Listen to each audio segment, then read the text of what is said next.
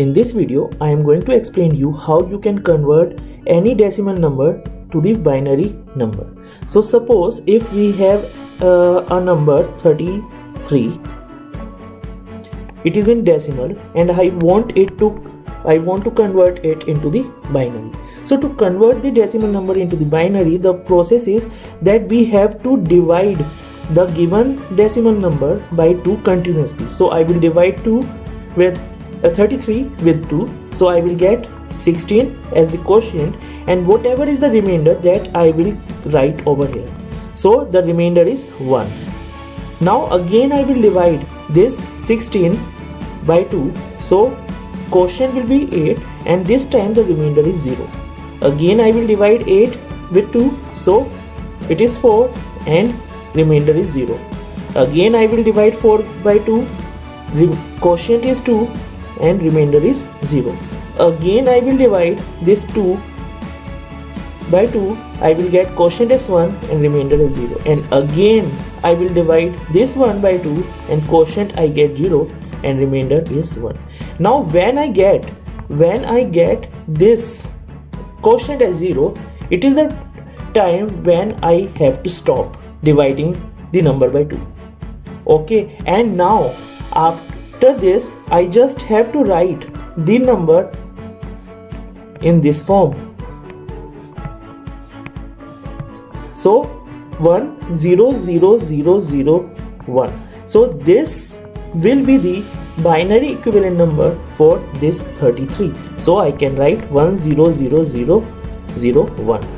So simply the simple process is that we just have to keep on dividing the given decimal number by 2, and whatever is the remainder after each division, whatever is the remainder that we obtain, we can write it over here, and then at the end the first remainder should come at the least significant position, and the last remainder, it should be the most significant bit.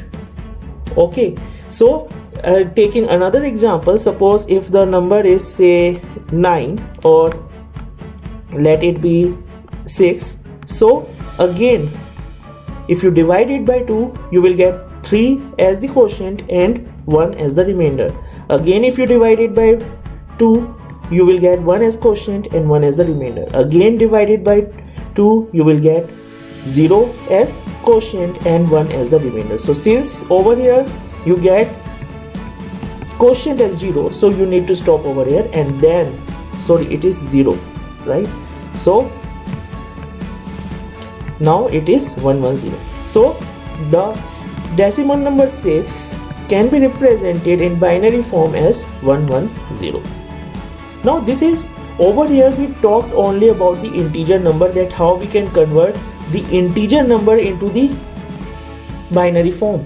But what if we have the decimal part also, fraction part also? So suppose if I have some number like 6.25, then to convert this 6, I just have to follow this pattern. Means I just have to keep on dividing the number by 2, and in this way I can get this. So for this part the binary is this, and for this fraction part, to get the binary equivalent number for this fraction part, what I have to do, I have to multiply this number by 2. I have to multiply this number by 2, and whatever I get, I will get 50 for this, and over here it is 0, right? Now again I will multiply it with 2, and this time I will get 0.1. So whatever number that I got over here, this number is the binary equivalent number for this 0.25. So I can add these numbers over here, 0.01. So this will be the first, and this number I have to put it after 0. So this number 110.01, it is the binary equivalent number corresponding to this decimal number.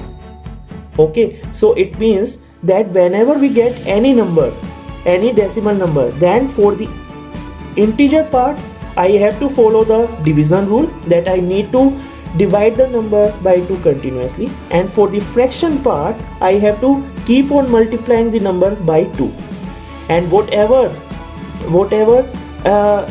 integer part that I get over here, that I need to put over here. Okay, now in this, when we multiply the number, then there may be a chance that there is no end. So in that case, we just have to multiply this fraction part with 2 up to the significant figures up to which we want the answer. So if we want the answer up to 4 significant figures, then we will multiply by 2 4 times. If we want up to only 2 decimal places, then we will multiply by 2 times. If we want only single significant figure after decimal, then we will multiply the number only once.